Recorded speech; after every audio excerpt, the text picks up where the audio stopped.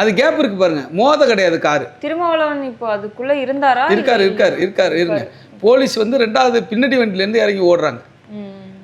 Police ஓடுறாங்க.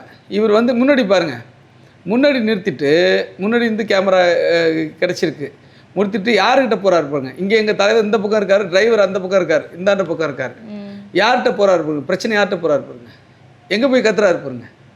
இப்போ திட்டமிட்டு எங்கள் தலைவர் வராருன்னு தெரிஞ்ச, ஏன்னா இவர் அந்த இடத்துல தான் இருக்கிறார்.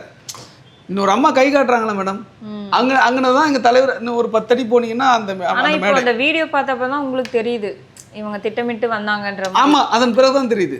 அப்போ அவங்க அந்த இடத்துல எல்லாரும் சேர்ந்து அடிக்கிற மாதிரி வண்டியை தள்ளுறது இதெல்லாம் பார்க்குறப்போ பார்த்த உடனே எல்லாருக்கும் என்ன தோணுதுன்னா, ஏன் இப்படி பண்றாங்க இவங்க, ஒரு அதுதான் அரசியல் தலைவர்களே இந்த மாதிரி பண்ணா எப்படின்ற மாதிரி.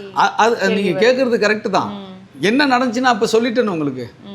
ஒருத்தன் வந்து தலைவர் வண்டியை திட்டமிட்டு மறிச்சு அடிக்கிறது மட்டுமே அதுக்கான இதுவா இருக்காது இல்ல, வண்டியை தள்ளுறதாகட்டும் இந்த மாதிரி இல்லாம கொஞ்சம் பொறுமையா அந்த இடத்துல நடந்திருக்கு. நீங்க அதுக்கு தான் மேடம் நான் சொல்றேன், அடிக்கிறதுல நமக்கு ஒன்றும் உடன்பாடு துரத்திட்டு போறாங்க அவரு. அதுதான் நான் சொல்லிடுறேன். நீங்க கேட்குற கேள்விக்கு நான் பதில் சொல்றேன். அடிக்கிறதுல யாருக்கும் உடன்பாடு இல்லை. எங்கள் தலைவரும் வந்து இந்த மாதிரி எந்த இன்சிடென்ட்டையும் அது விரும்ப மாட்டார்.